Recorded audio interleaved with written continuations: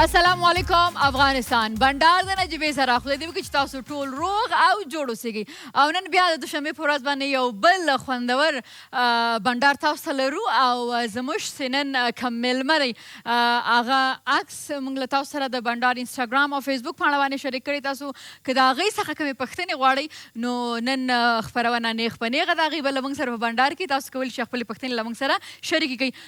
د بندار ایمیل ادرس باندې هم تاسو خپل پوښتنې رالیږلی شئ چې زه زیات ریفر کوم نو bandar@arianatelevision.com او همدې سره زما د اشپزخانې خواته او ګورو چې یلدا جان نن موږ او تاسو ته څه تیاروي. یلدا جان سلام. سلام نجیبه جان، خوش آمدی. خوب هستی؟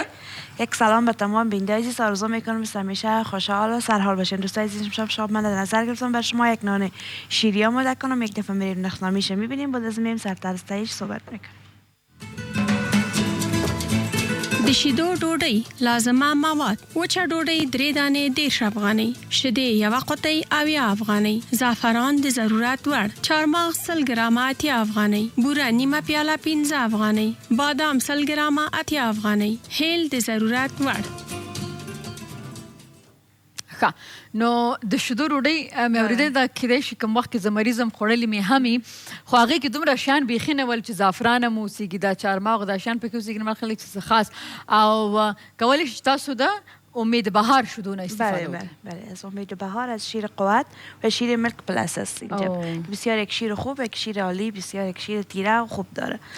دوستای عزیز زه مخکې ورځو کې ما لږ شیدې چې دی هغه وخوړلې د قوت هغه د دې چې دی ډېر ښایسته خوند لري. هغه خلک چې زما غوندې و چې شیدې چې دی هغه اکثرا نه خوښوي لکه زما غوندې خو واحد شیدې وي چې ما ته خوند راکړه. بله بله. دوستای عزیز اینجا ما شیر داریم، دیگ بر داریم اینجا شیر من این دک میمونیم که شیر گرم شد. وقتی شیر نزدیک جوش آمدن شد دوستای عزیز بوره به مقدار لازم مندازیم و زعفران مندازیم خوب ایره جوش میتیم تا که زعفران رنگ خود هوا بده شیر یک کمک زرد کنه. بعد از اون در کاسه نان خوب نرم ریزه میکنیم دوستای عزیز. شیر سر نان مندازیم، چهارمغز داریم، مغز چهارمغز، مغز بادام سرش پاش میتیم و از طرف صبحی حتما استفاده میشه. صبح در سر دسترخوان که بانیم برای طفلا بسیاری فایده داره، بسیار مفید است و همراه فامیل نوش جان کنیم. خب صحیح خب و یلدا جان الو خوا سرد شده طرف صبح باید جور کنه طرف شام جور کنه از طرف صبح زیادتر به خاطر طفلا برای طفلا بسیار خوب است مفید است. شیر یگان طفل است که اصلا شیر خوش نداره نمیخوره. مادرها بر از به زور ولی وقتی که ایش نان ریزه شوی چهارمغز باشه و بادام باشه بازو یک طعم دیگه به خود میگیره خوشایند میباشه و طفل از او علاقمند میشه که بله از پستا میشه از پستا میشه از بادام ایندیا میشه که استفاده کنن. بخاطر که بسیار صبح وقت نمیگه که 4 تا بادام بخورین چقدر به اعصاب فایده داره. وقتی که صبح وقت کلش یک غذای مفید میشه شیر از بادام از چهارمغز از بسیار برای طفلا خب بسیار ضروری است که باید این چیز در خانه از طرف صبح در خانه خود آماده کنن و به طفلای خود ضروری است که بدن. خب شما شروع کنین که شروع میکنیم نجیبه جان. چقدر وقت در بر میگیره همین آشپزی؟ این مشاو زود میشه نجیبه جان. ما می چیز گفتم نه دیگه مشاو زود میشه نجیبه جان. ما در سگمنت 34 طرف یلدا سعی میکنیم که غذا چطور از آماده است یا نه خیره باز من امروز نمیره کمک تال داده جور میکنم. تال دادم جور میشه خودت میشه تو میشه دیگه خود گاز کم بونی کم به دل خود ما مگم کدام مهمان به دلت نباشه باز نان تال میتونی مثلا نه باز ما که میمان در خانه اگه باشه میمان داشته باشه من اگه تالم بتم به خاطر از این میگم میمان از باید نانم خوبتر باشه نانم بهتر باشه. یعنی اون نان که به حساب مزه‌دار جور میشه مزهش باید 100 چند باشه به محبت به خوشی خاص میرم که امروز خانه ما میمان آمده ولی واقعا بازمون دیگه بسیار خوبش میایه بسیار مزه‌دار. ولی اینجا که من از وقتی که این کار میکنم نجیبه جان تو فکر میکنم که میمان از خانه است من در خانه هستم میمان هستم هر چیز به صداقت به مراستی تو کوشش میکنم در سرش که هر چیز پخته میکنم خوب بیایه مزه‌دار بیایه نمکش صحیح بیایه تا که کسی اینجا میمان ماست همو بخوره از پیش ما راضی باشه واقعا بگه که این چیز مزه‌دار بود. یعنی در خانه یگان تا هستن که میمان میاله میگه چرا میمان آمد میره نصرتیر دیگه مندازن سرش بسته کو شوله از دیگه پخته میشه میاین میشین یک وقت بوی از مو برای شوله کن گرفت میمان یک دیگه شوله خسوخ این کار نکنن همیشه در آشپزی خود همیشه دقت داشته باشن بسیار دستپختشان مزه‌دار و همیشه هر کس تعریف میکنه. یلدا چه که خبرو که اقل لگم سمون خوری د امید بهار شرکت سره، ځکه چې هغه هم داسې یو شرکت دی چې د هغوی خپل چې څومره د هغوی پروډکټس دي هغه په خپله د افغانانو په لاس افغانانو تیاریږي. او زه دا فکر کوم چې هغه شرکتونه چې هغه افغانستان کې دي دلته هغوی پروډکټس تیاریږي او هغوی نه افغانان استفاده کوي، د افغانستان په اقتصاد کې په اکانومي کې ډېر غټ او مهمه رول لوبولی شي. نو هغه ټول افغانان چې هغه د خپل هیواد سره یقینا مینه لري او په افغانستان کې ژوند کوي، نو کوشش دې وکړي چې د امید بهار د پروډکټ څخه هغوی استفاده وکړي. نو دا به ستاسو یوه ډېره غټه مرسته د خپل هیواد سره او د خپل هیواد اقتصاد امپروف کولو کې ښه کولو کې به یو ډېر ښه رول څه ورته وایي چې ولوبوئ. نو د مې خواته به ځو او د مې نه وروسته چې راځو نو وزیر صاحب له موږ سره یي، هغې څخه به پوښتنې لرم. زه خو د ډېرې پوښتنې لرم، خو کوشش به دا کوم چې ستاسو پوښتنو ته خپرونه کې ځای ورکړم. خو دا وخت دمه اخلو بنډار د نجیبې سره.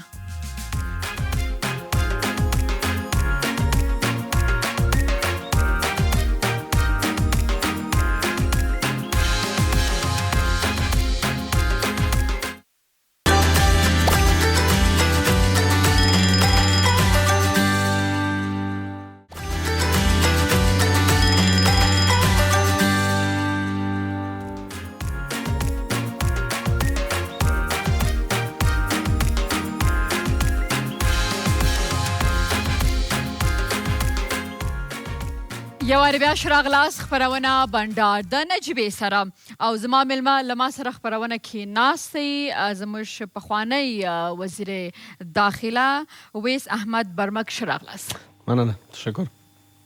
او دې نه مخکې چې زه له دوی سره بنډار شروع کوم، دوی شخصا ستاسو لپاره ناپېژنګلو نه دی، تاسو یې پېژنئ، خو بیا هم زموږ چې یو ویډیو کلیپ د دوی تیار کړی دی، دغه معلومات که تاسو ګورئ، ځکه چې څنګه اوس انسټاګرام ته لاړم نو ډېرو خلکو پوښتنې کړي دوی تحصیل څومره کړی دی، دا څه دي. نو زه فکر کوم چې دغه بایوګرافي تاسو وګورئ نو ستاسو دا وړکې وړکې پوښتنې به حل سي، جواب به سي او بیا به نو اصلي پوښتنو ته راځو. نو دا ویډیو کلیپ ګورو. وایس احمد برمک د افغانستان د اسلامي جمهوریت د کورنیو چارو وزارت پخوانی وزیر د پنجشیر ولایت په رخاو ولسوالۍ کې زیږېدلی. خپل لومړنۍ او ثانوي زده کړې د سید الناصري ښوونځي او د کابل نادریه لیسه کې پای ته رسولي دي. وایس احمد برمک 6 اولادونه لري چې 3 نجونې او 3 هلکان دي او 15 ورونه لري. هغه د کابل پوهنتون څخه د انجینري په برخه کې د لیسانس تر کچې او په 2004 کال کې د انګلستان د شیونینګ پروګرام له لارې په پرمختیا د جنګونو سیاسي اقتصاد تاوتریخوالی او ښه حکومتداري کې د ماسترۍ سند د لندن پوهنتون څخه ترلاسه کړی. د 1940 څخه تر 1980 کلونو پورې ښاغلی برمک په بېلابېلو نړیوالو بنسټونو کې د مثال په توګه د ملګرو ملتونو پراختیایي پروګرام، د ملګرو ملتونو د بشري مرستو د همغږي دفتر، ICRC مؤسسې او اکبر مؤسسې په مهمو څانګو کې کار کړی. د ماسترۍ سند بشپړولو او بیرته وطن ته راستنېدو وروسته هغه په کال 1980 کې د پالیسي سلاکار د مشر په توګه او په کلیو او پراختیا وزارت کې د کلیوالي سړکونو او ملي پیوستون پروګرام د اجرایوي رئیس په توګه دنده ترسره کړې ده. بیا د 2008 څخه تر 2011 پورې د کلیو بیا رغونې او پراختیا وزارت معین په توګه وټاکل شو. ښاغلی برمک د خپل اجرایوي مسؤلیتونو سربیره پانګوالو ته د کوچني پورونو د بورډ رئیس مسؤلیت هم په غاړه اخیستی. ښاغلی برمک افغان وسلوالو ځواکونو ته د امنیت لیک پلان او پلان جوړولو پر مهال د افغان حکومت لپاره فعال او مخکښ رول لوبولی دی. په ورته ډول ښاغلی برمک د ملي یووالي حکومت د مخه د 3 میاشتو لپاره د حکومتدارۍ او امنیت لپاره د ولسمشر ځانګړی استازی او بیا د پیښو په اداره کولو کې د ولسمشر ځانګړی استازي په توګه دنده ترسره کړې ده. وروسته هغه د کرنې او پراختیا لپاره د پیسو نړیوال صندوق IFED د استازي په توګه کار کړی. ښاغلی برمک په کال 1996 د افغانستان د اسلامي جمهوریت د ولسمشر د فرمان سره سم د کورنیو چارو وزارت د سرپرست په توګه معرفي شو چې د نوي پرمختګ او اصلاحاتو د لړیو په ترسره کولو سره یې مثبت او څرګند بدلونونه په میراث پریښي دي.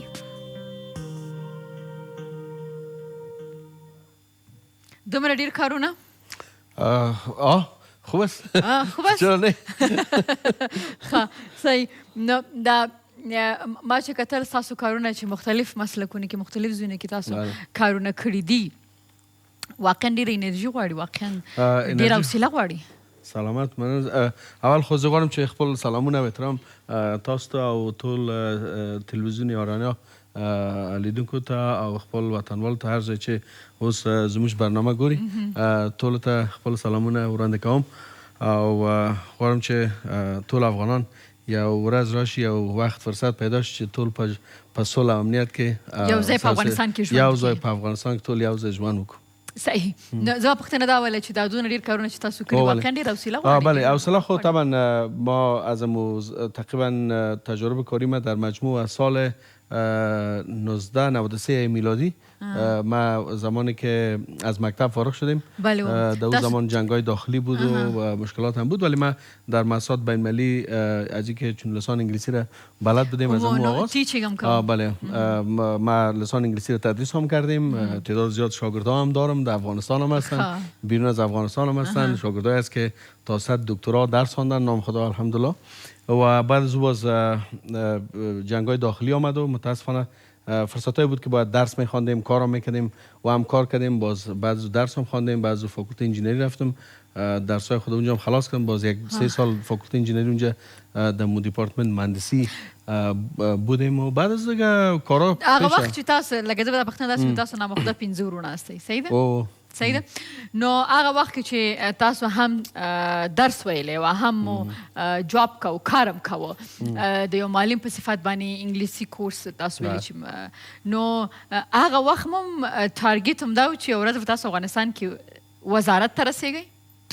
خب هدف ما بود که یا که وقت لندن رفتین بر درس او وقتی راستان بگوین در ذهنت من نمیفهم او زمانی که ما درس میخواندیم و زحمت میکشیدیم راستش که وقتی که تحولات آمد در افغانستان بعد از 2001 این زمانی بود که 10 سال بیشتر از 10 سال ما تجارب کاری داشتیم.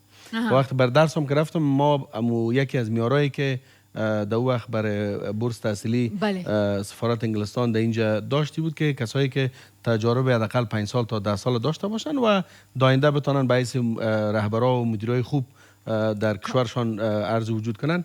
یکی از شرایط هم گزینش کسایی که به درس می‌خواندن بود بله و تجربه کافی باید می‌داشتن و دیگه یک ریکارد یا داشتای ثابت از گذشته می داشتن که چی کارا کردن و خودشان چقدر بحرانا رو مدیریت کردن و ما او زمانی بود که در وقت طالبا وقتی که حکومت طالبا در کابل بود ما هم در سازمان ملل متحد کار میکردیم چندین بحران بشری بود بحران سیاسی بود و امنیتی بود که در اون وقت ما مستقیم زی داخل بودم و اینمی مسائل مدیریت کرده بودیم. وقتی که با مصاحبه رفتیم هیئتی که آمده بود از انگلستان از ما گفت که یک چند تا مثال بده که خودت تونسته باشی یک دو سه تا مشکل افغانستان مدیریت کرده باشین. باز من مثالای بسیار زیاد بود حوادث طبیعی بود در افغانستان و مذاکرات با طالبا بود که در وقت بسیار زیاد مشکل بود و کار کردن خب ولی بود مثالای بسیار زنده‌اش بود که ما در وقتی که در سازمان ملل بودم ما در مورد مختلف مذاکرات سیاسی را با طالبا پیش می‌بردیم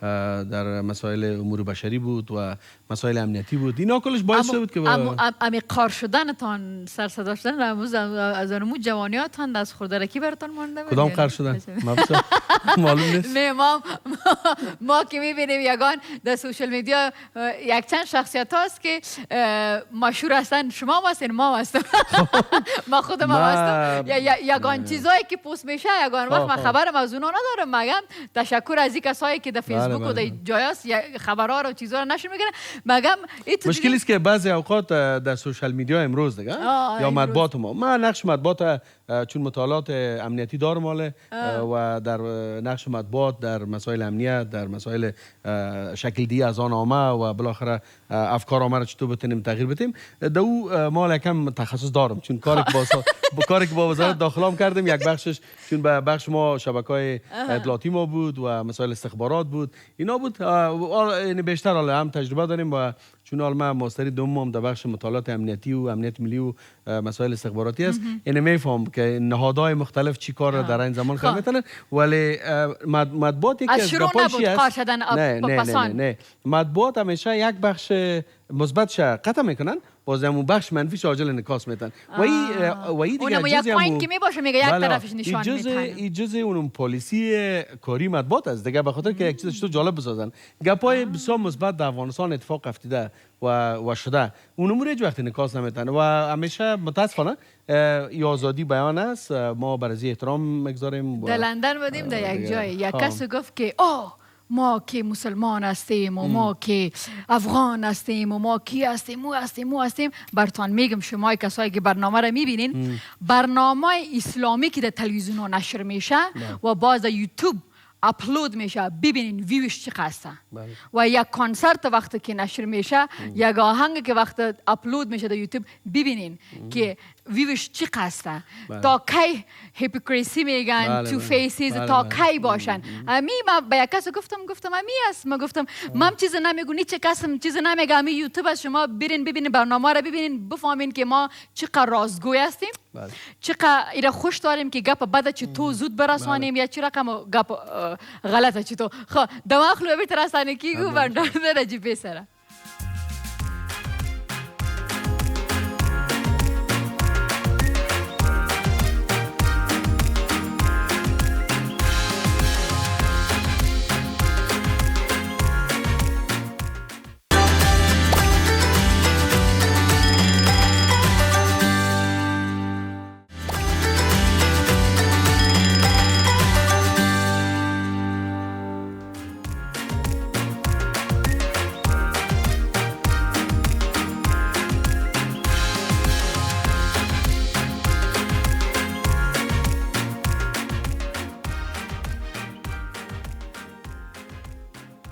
شراغلاس خبرونه تا بیا ز فیسبوک خاطر لرم دیو سوال پس یک کس کامنت ماده.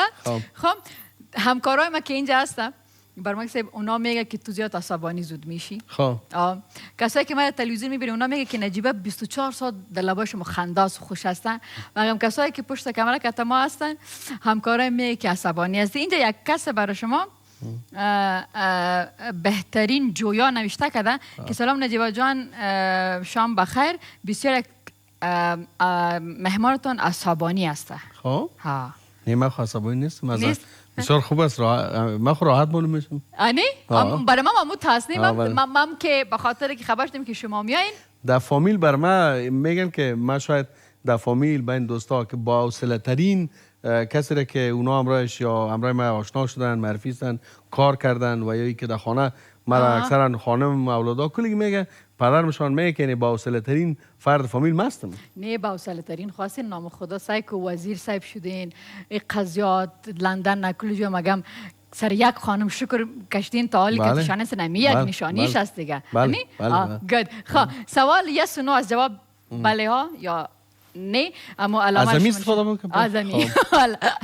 خب سیز برمک صاحب سوال اول، شخصیت های را در حکومت داریم که تا هنوز حکومت داری را نمیفهمند. خب موافق هستین تا یک دخترتان وزیر داخله شود؟ گود. کسی با شما در حکومت خصومت شخصی دارد؟ شاید داشته باشه. خب زنهای نقش مهم را در سیاست افغانستان دارد؟ بله. 3 نفر نامش بگیرین از خانم‌ها. خانم‌ها خودت است که اگر نامم بگیریم، ما خانمایی که چیز است بیشتر در پارلمان حضور دارن، نمیخوام که تعدادشان محدود بسازم، ولی ما باورم این است که تعداد زیادی از خانم‌ها است که در طول 18-19 سال گذشته واقعا یک رشد قابل ملاحظه داشتن و حضورشان در مطبوعات، حضورشان در سیاست، حضورشان در بلند کردن صدای خانم‌های افغانستان و زنان افغانستان، خصوصا زنای محروم افغانستان، بسیار چیز مشهود بوده و محسوس بوده و واقعا برایشان افتخار میکنیم. بسیار خوب. سیاست با صداقت پایدار است؟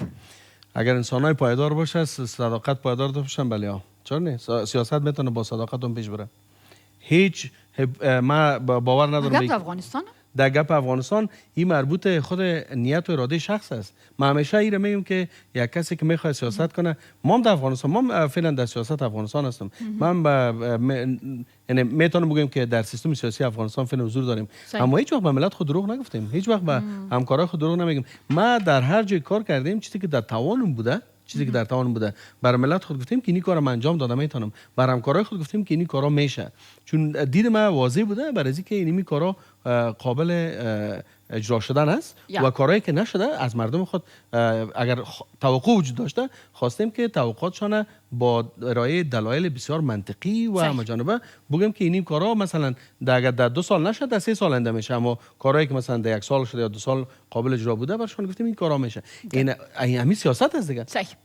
سیاست اینطور است که خب تعریف‌های مختلف حال ازی میکنن، ولی سیاست علم و اداره یک کشور است، علم و اداره یک حکومت و یک دولت است. همین که ساختار دولت سرش گم میزنیم، سر ساختار حکومت گم میزنیم، نهادهای حکومت چطور باید اجراات خود انجام بدن، در برابر مردم چطور پاسخگو باشن، چطور حسابده باشن، اینمی سیاست است. صحیح. بریم طرف سوال دیگه. اوکی. چون پنشیر زادگاه شما بود، کدام کار خاص را در وقت وزارتتان برش انجام دادید؟ ما وقتی که نه بله. آیا نه؟ بله کار کردیم، چون مثل کل افغانستان به کار کردیم. صحیح. خب کارهایی که به خاطر خوب شدن افغانستان کردید چالش برانگیز بود؟ بله. های خب آزاد شدن زود قیصاری، علیپور، قریشی در دوران وزارت شما کار درستی بود؟ ای کدامش است؟ این صحیح. خب در دوران من نبود، منتها در دوران کار من گرفتار شدن ولی آزادیش دیگه دورای بعدی شد که ما این اومد. صحیح. حرفای معاون امنیت صادق مرادی در مورد بی‌توجهی وزارت تا جای درست بود؟ نه خیر. نه خیر. خب به خاطر از اینکه او به واسه کار خود تشریح میکرد، از اون خاطر نه او یک بخش مثبتش خود مطبوعات نموند. او ما از وزیر داخله شروع تا به پایین ترین منصب وزارت داخله در برابر امنیت از نیمی کشور و شهرونده از کشور مسئول است. او در جای خود مسئول بود، ما در جای خود مسئول بودم. اما این نمیشه که به طور مثال کل علا و بلا میگه در گردن من کلش به سر وزیر داخله بردن.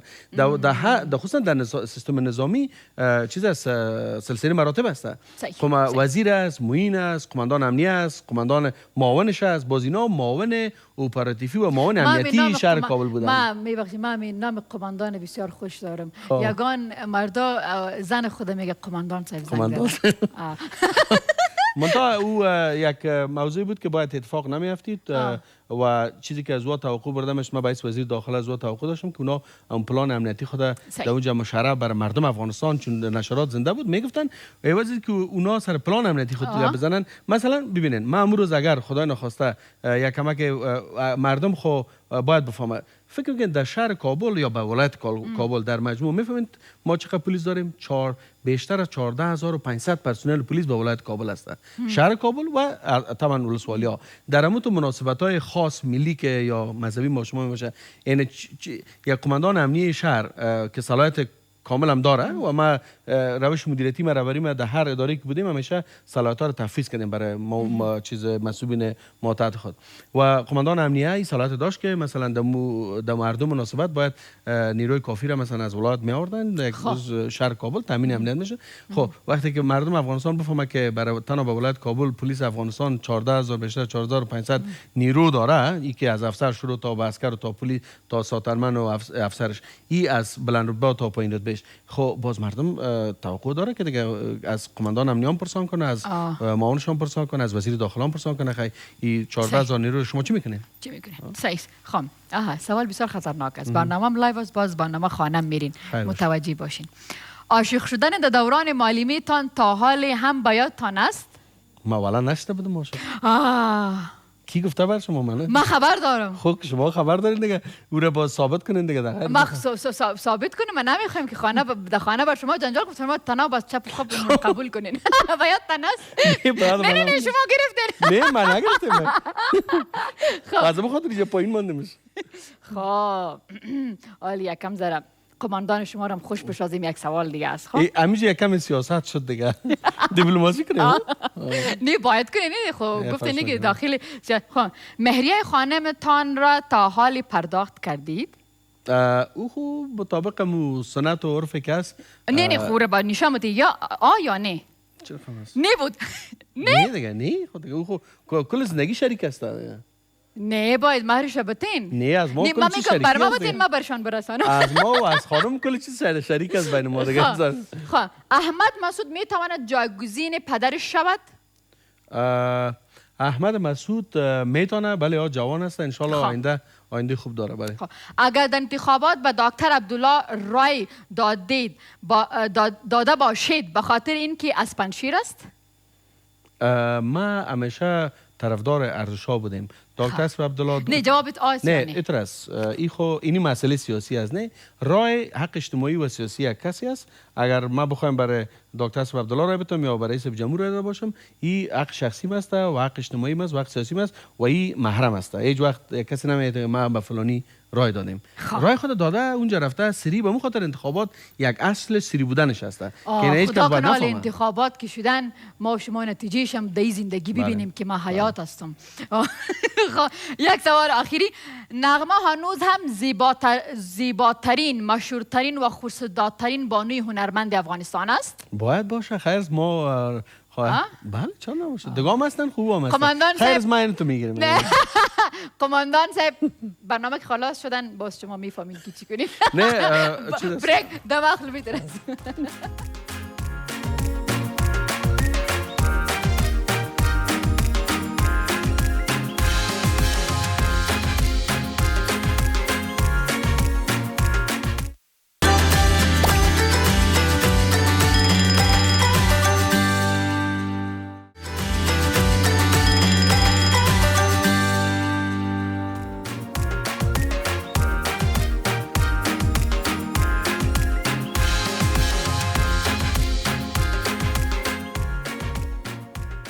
شراغلاس خبرونه بندارده نجیبی سرم. بر مکتب اگر اجازه تان باشم. مهربانی. سعیس برنامه به خاطر که زنده است و عکس شما را مکت دوستا شیر کردیم در اینستاگرام و در بندار فیسبوک. کسایی برتان کامنت ها مانده در برنامه اگر اونا را هم جای بتیم سعیس سوالای ما خلاص نمیشه. ما سوالای خطرناک میکنیم باز قماندان صاحب در خانه کار میشه. نه انشالله نمیشه. سعیس زود کامنت خواهد په فیسبوک کې چې موږ ته کومه پریښي سمیم احمدی په فیسبوک کې موږ ته لیکلي سلام خدمت شما نجیبه جان یک سوال از وی صاحب برمک دارم فامیل شما در کدام کشور هستند؟ در لندن در امریکا؟ نه در اوجا نیستن. فامیل همینجا هست. یک اولادایم در استانبول درس میخوانن. خب مگم زندگی که شما بله قماندان صاحب که شما کلگی امرای مثلا. خب ایره به خاطر فکر کنم که سمیم جان پرسان کرده اکثرا رهبرای ما یا مثلا کسای سیاسی اولاداش داخل افغانستان زندگی نمیکنن. امی سمیم جان راحت شدین؟ بچه کم امی تقریبا یک چند روز پیشتر چیز امتحانای چیز خود داد و به خاطر تحصیل دوره لیسانس خود رفت بیرون دیگه.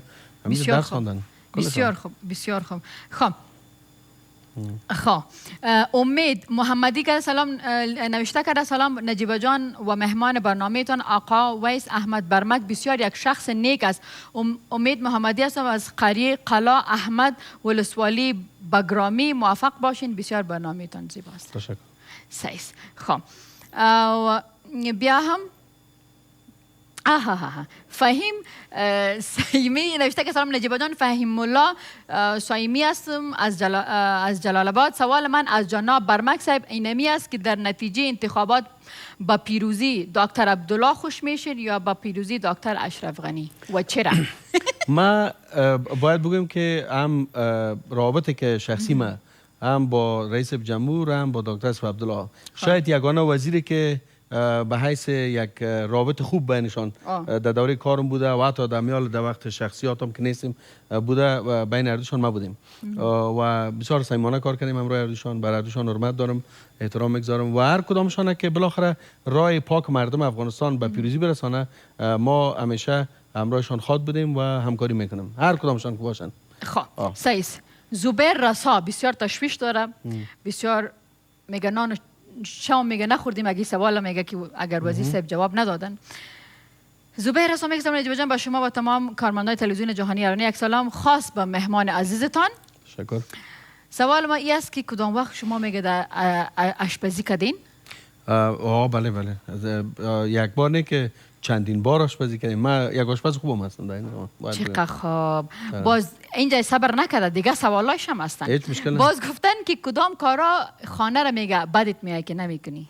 ما تصادف در خانه همیشه او را فامیل ما میال حتما مرا میبینن صدا میشن کلگی. ما یک کسی هستم بسیار متواضع هستم در این زمان در فامیل از کار کردن و از همگیری در کارهای خانه اینا هیچ وقت بعدم نامده و بعدم هم نمیاد. همیشه طرفدار پاکی، سوچگی و نظافت هستم و خوش دارم که هر کس با سلیقه باشه. و بو خاطر در فامیلم کس اکثرا در امرای تا در وقتی که جوانم بودیم امرای مادرم و فامیل کلگی امرای همشیرایم حالا امرای خانم است امرای اولادا در کارا که میباشم بیان که می کارو بکنه. هیچ مشکل ندارم. بسیار خوب بسیار خوب. شهزاده حسیب گفته سلام نجیب جان، امید که جو صحتمند باشین، تشکر و لباس های بسیار برات زیبا میگه. بله یا کرایی هستن سپانسر کرده لباس ها. امی چیزی که چی باشه کرایی باشه باز مقبول. خب گفته که تشکر از برنامه خوبتان که همیشه موفق باشین و یک سلام خاص به برمک صاحب عزیز، برایشان موفقیت آرزو دارم و علاقمندشان هستم. برمک صاحب شما علاقمند داریم؟ من فکر کردم تو هنرمند. من فکر میکنم که در بین نسل جوان و کسایی که برای یک آینده روشن افغانستان و آینده که تمام مردم افغانستان در او ارزش‌های اجتماعی را با صورت واقعیش ببینن. نه که خب شعاری است که ما میگیم که عدالت میخوایم که ما چون که مساوات میخوایم، برابری میخوایم، که قوم نمیخوایم، زبان نمیخوایم، ولی یک تعداد جوانایی که همراه ما کار کردن امروز در اجتماع هستن و خصوصا کسایی که با ما کار کردن نزدیک و من نزدیک میشن و میفهمن از دید ما آگاهی دارن از فکر و از دیدگاه ما بازوات که طبعا اونمو علاقمند هستن. مو چیز نوشتم کرده که علاقمندشان هستم که کارهای زیادی کردن در وزارت داخله، کارهایشان قابل قدر است و موفقیت های بیشتر برایشان آرزو دارم. تشکر از برنامه خوبتان. تشکر از کامنت خوبتان. تشکر از زمشان. امی رکی نخوانم امی از ولایت خودم است باید کامنت شد. سلام نجیب جان، خوب هستین؟ شب رنگینتان بخیر. رنگین ما کالای سیاه پوشیدیم رنگین. خب سعید و ندا انشیار هستم از کندوز. بسیار برنامه شما را دوست دارم. من شما را دوست دارم. تشکر بخیر باشین. خب عالی. یک سوال. بله. من سوال از شما به خاطر میکنم. من یک فرد عادی هستم. به خاطر من سیاسی نیستم. من یگان جای که شنیدیم میگه که وقتی که مثلا یک ولایت در حالت سقوط باشه میگه که هیچ کس وقت اقدام گرفته نمیدونه تا که رئیس جمهور امر نده. امی صحیح؟ در حال من فکر میکنم که امو ساختار است. رئیس جمهور باید سرقماندان اعلای قوای مسلح هست و وزیر دفاع، وزیر داخله، رئیس امنیت ملی، جمع قوای ناتو یا همکارای بین المللی ما هستند. یک مرکز فرماندهی و مرکز به نام سوق اداره میگیم. مرکز سوق اداره مرکزی است که در اصل لویدریسیز افغانستان هستند. لویدریسیز افغانستان و معین امنیتی وزارت داخله و معین اپراتیفی ریاست امنیت ملی در رأسش لویدریسیز افغانستان. اینا در مرکز سوق اداره 24 ساعته اونجا نوکریوال هستند و رهبری جنگ مربوط لویدریسیز است و پلانگذاری از اونجا مشترک میشه و به اساس معلومات اطلاعات استخباراتی وقتی که جمع میشه مواضع دشمن مثلا تثبیت میشه. بعد از او اینمی لویدریسیز است که اینمی مرکز سوق اداره و همین تیم مشترک اینا دایرکتیو میتن، فیصله میکنن. فقط وزیر دفاع و وزیر داخله و رئیس جمهور در حالات بسیار خاص که باشه ما رئیس جمهور وزیرا باز میرن همین تیم امنیتی رئیس جمهور چی میکنن برش گزارش میتن، معلومات تازه رو برش میتن و از پیشرفتی که و مشکلات چالشایی که اگه مانع میباشه رئیس جمهور مکمل در جریان میگذارن. اگر در بعضی موارد ضرورت شد که باید رئیس جمهور عاجل باید تصمیم بگیره، باز یک مرکز جمهوری اطلاعات بسیار قوی در داخل ارگ است که بازو عاجل پیام به رئیس جمهور میرسونن. اگر رئیس جمهور خواست باید سرقماندان اعلی بازو مجلس سرقماندانی اعلی قوای مسلح را دعوت میکنه که او اعضای زو باز خود رئیس جمهور است، وزیر دفاع است، داخل است، رئیس امنیت ملی است، ادریسی است، معین ارشد است، اینا کل یک جمع میشن اونجا. رئیس جمهور باز یک بار دیگه بریف میکنن و معلومات عمومی رو برش میتن، باز مبتنی بر این معلومات باز از رئیس جمهور ما میخوایم که یا مثلا در گذشته ما خواستیم که رئیس دینی مورد نال تصمیم شما چی است، ریکومندیشن یا پیشنهاد یا سفارش امی ظرفیت مسلکی برای رئیس جمهور میکنه. رئیس جمهور با 2 یا 3 گزینه که برش پیشنهاد میشه، اگر اینی تصمیم بگیریم صاحب اینی پیامدش است، اگه تصمیم بگیریم پیامدش است، اینی دینی جنی مشکلات از این چالش است، بازم بهترین یا آسان ترین تصمیمی که قوای مسلح را کمک کنه به خاطر جلوگیری از سقوط این حالات بسیار فوق العاده، بازم تصمیم رئیس جمهور چی میکنه منظور میکنه. بعضو باز اگر قرار بود که لشکر کشی شوه، قرار بود که مثلا قوای بیشتر به یک ولایت روان شوه، بازی تصمیم سرقماندان اعلی میگیره. در غیر از او اگر در سطح استراتژیک یا حتی در سطح اپراتیفی معمولا این دیگه خود چیز است، اون مرکز سوق اداره است و ادریسی است دیگه، گپای در سطح ولایت زون میباشه، باز قماندانای قلوردو از در اساس. تشکر که بر ما کلیر کردین. ما امو مردم باریم گفتم بر ما فکر کردم برای جمهور زنگ می الو سلام بله صاحب اونجا بریم ما نرین. ما نه رئیس جمهور صلاحیت خود تفویض کرده به می مرکز سوق اداره. That's good. دماغ خلو به ترسانی کی گو بندار ده نجیبی سرم.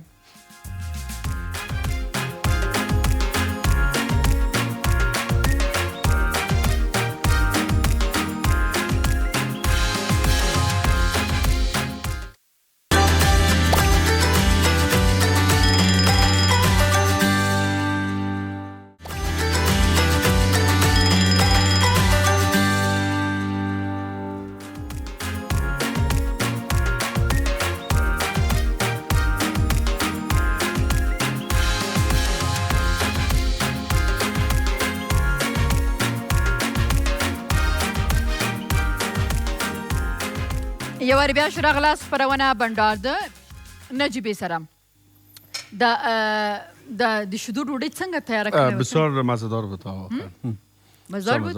چند نمره میتین به یلدا جان؟ والا از 10 از 10 اگر 100 بگه 100 خب تشکر زنده بسیار باشید. مزه‌دار. البته چې دا د امید بهار شو دی که د خپل خوږوالي لري ډیر زیات خوند، نو تاسو هم کولی شئ هوا یخه تاسو هم ځان ته استفاده کولی شئ. بهار عبدالله وایي چې سلام نجیبه جان، با شما و مهمانتان آقای برمک امید که خوب باشین. سوال داشتم در زمان آقای برمک در وزارت داخله چی تغییرات به وجود آمده بود؟ تشکر. بسیار خوب. وزارت داخله خو یکی از مشکلات جدیش مسئله فساد بود. بله. اگر حتی مردم افغانستان جامعه بین المللی کلگی میفهمه که وزارت رئیس جمهوری را قلب فساد گفت، مادر فساد، خود رئیس جمهور افغانستان. و یکی از دلایلی که ما اونجا رفتیم که وزارت داخله اصلاحات بسیار اساسی و بنیادی به چند کار اساسی شد. بر دو وزارت داخله را مطالعه کردیم. اول خو همی فساد من نمیگم که کاملا برچیده شده باشه در کار ما، ولی نه از کنترل گذشت. اینقدر تا اون سطح آمد که دیگه اصلا در داخل وزارت داخله و بیرون از وزارت داخله جامعه بین المللی هیچ کس دیگه نگفت که در دوره کار ما در وزارت داخله فساد است. اما اساسات مانده شد که امروز آن وزارت داخله کسی نمیگه که وزارت داخله امیال کس نمیگه که والا فساد است، چون اما اساسات مانده شد. ساختار تشکیلاتی وزارت داخله به صورت بسیار متخصصی و مسلکی که چیزی که وظیفه یا کاری که باید پلیس افغانستان اجرا کنه مطابق به قانون اساسی و قانون پلیس، اونو ساختار تشکیلاتی جور شد. ظرفیت‌های جوان کوشش کردیم که خفته و نهفته بود اونا را از بین نهادهای وزارت داخله بیرون کنیم و برشان مسئولیت‌های بیشتر بدیم. دیگه تغییرات هم ساختاری آمد، هم دسته بخش نه وزارت داخله. چطور بود شما گفتین که اگر تیر میشدن بوتایش از خاکپور میشدن باید 2-3 دفعه رو بروس میکردن؟ بله این بود که در وزارت داخله به طور مثال وقتی که شما ما در دهلیزهای وزارت داخله میرفتم، در سن وزارت داخله وقتی شما داخل میشین یک تکه خاکدان بود وزارت داخله، ولی حالا شما برین وزارت داخله رو سنش ببینین از هوا یگان پرواز کنین وزارت داخله ببینین مکمل سرسبز شده. ما بیچاره باید از طیاره ببینیم ما رو لازم محیطی پاک شد وزارت داخله. دیگه تمرکز ما بیشتر سر بهبود امنیت بود و در قسمت آوردن اصلاحات اداری بود و مبارزه با فساد بود و از بلند بردن طبعا ظرفیت‌های خود پلیس بود، تعلیم و تربیه و اینا. تاسو ای سوال د اینستاګرام برای ما نوشته که د بندار اینستاګرام اکاونت کې مونږ ته لیکلی بهار عبدالله او بیا هم سنا نیازی یو کمنټ پریخه سلام نجیب جان، من یک از علاقمندای خاص مهمانت آقای برمک هستم و آرزوی من دیدارش از نزدیک است. خدا کنه خواهش مرا قبول کند. از خوش اخلاق بودنش خوشم میآید. تشکر از اونام از نظرشون. نه امی میگه آرزویم چطور میشه، میگه آرزو میگه از نزدیک ببینم. ما مشکل ندارم، تمام هموطنای ما وقتی که علاقه داشته باشن ما رو ببینن. ما خانه ما هست، دفتر خال فعلا ندارم متاسفانه. دیگه در خانه اونجا هست، دوستان میان میبینیمشان، همراهشان صحبت میکنیم که مشکل نیست. نه ما یکی از کسایی هستم که در دست مردم خود هستم همیشه. That's good. اوکی. زبین جویا گفت سلام نجیب جان و یک سلام هم به برمک صاحب. زبین هستم از شهر مزار شریف. یک سوال داشتم از مهمانتان، اگر رئیس جمهور می بودین اولین گام برای تغییر کشور چی می کردین؟ خب اگر قرار باشه که من رئیس جمهور باشم، خب طبعا هر رئیس جمهور از خود یک دیدگاه سیاسی داره برای ساختن یک مملکت و برای پیشرفتش. در افغانستان ما یک کشور تنها یک کار دو کار نیست که مثل یک کشور پیشرفته. مثلا یک رئیس جمهور میگه ما در بخش انرژی سرمایه‌گذاری میکنم، یک کس میگه ما در بخش مثلا مارکت یا تجارت بیشتر رنگ رونق میتونم. قوانینی که باعث پیشرفت تجارت شود و باعث پیشرفت اقتصادی شود. افغانستان یک کشوری است که در چند سکتور مشکلات خود داره. اول خو متاسفانه در افغانستان اگه دو بخش تقسیم کنیم، یکی طرف جامعه است و این طرف هم سه بخش. یکی خود جامعه مردم است، در جامعه زندگی میکنه. یکی مارکت افغانستان است که سکتور خصوصی فعالیت میکنه. یکی نهادهای دولت افغانستان است. ما اگر باعث رئیس جمهور بیم، مشکلاتی که امروز ما نمیتونیم که پیشرفت‌ها را به صورت علمیش اندازه‌گیری کنیم و پیمایش کنیم، این است که ما نه نهادهای متاسفانه نه نهادهای قوی دولتی داریم، نه مارکت بسیار قوی و فعالی که بتانیم که یک بخشی از رشد اقتصادی را و پیشرفت اقتصادی را از طریق مارکت، از طریق بزنس و کاربار چی کنیم.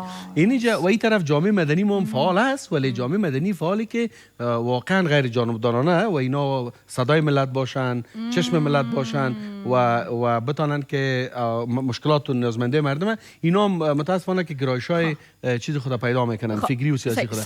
به خاطر این ضرورت است که افغانستان در 3-4 محور هم حکومت داری، حکومت جور شود، هم امنیت بهتر شود و هم اقتصاد بهتر شود و هم جامعه مدنی سطح آگاهیش بالا بره. سواد یک گپ بسیار مهم است. دیگه سوالام است وزیر صاحب که پورم با جواب بدید. مسئله تعلیم و تربیت. امی یک کسی که بسیار تشویش داره، سیاوش جان است، میگه سلام با شما مهمان برنامه‌تان. یک سوال داشتم که وزیر صاحب چند دانه خانم دارن؟ یک تا خانم دارن. نه مشکل حل شد. اوکی. خب سعید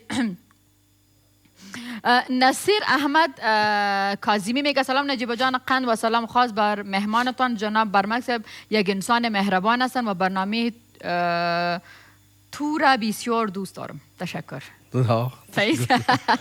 خب سعید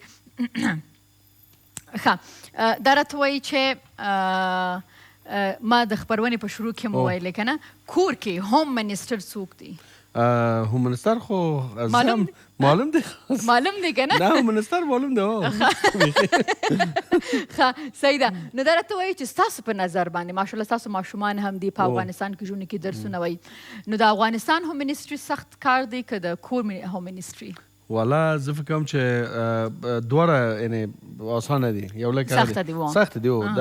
د کورنۍ د ماشومان روزول او د تعلیم و تربیه او د تحصیل او بیا هغه خوا د جامعې د افغانستان جامعې جوړول او د امنیت تامینول او د ډېر متنوع افکارونه چې اوس په افغانستان کې شته که سړی غواړي چې صادقانه هم کار وکړي، خلک فکر کوي چې والا دا دروغ وایي. که صادقانه هم غواړي چې افغانستان لکه اوس مخکې چې ما تاسو نه پوښتنه وکړه هغه د رئیس جمهور صاحب د امر په باره کې، یعنې ما ته اول زموږ د عام ډېر خلک نور څه سوچتل چې تاسو ته کلیر کا. پروګرام وخت پای ته ورسېده. ډېره زیاته مننه چې خپرونې ته راغلی، کورم ودان او دومره ښه زموږ پوښتنو ته ځواب ورکړه. همیشه ښه راغلاست زموږ تلویزیون ته، زموږ خپرونې ته ډېره زیاته مننه او خدای دې وکړي چې تاسو ته هم خپرونه د پام وړ ګرځېدلې وي. په لوی الله مو سپارم. تل دې افغانستان او موږ تاسو به یو ځای وایو افغانستان زنده باد. افغانستان زنده باد.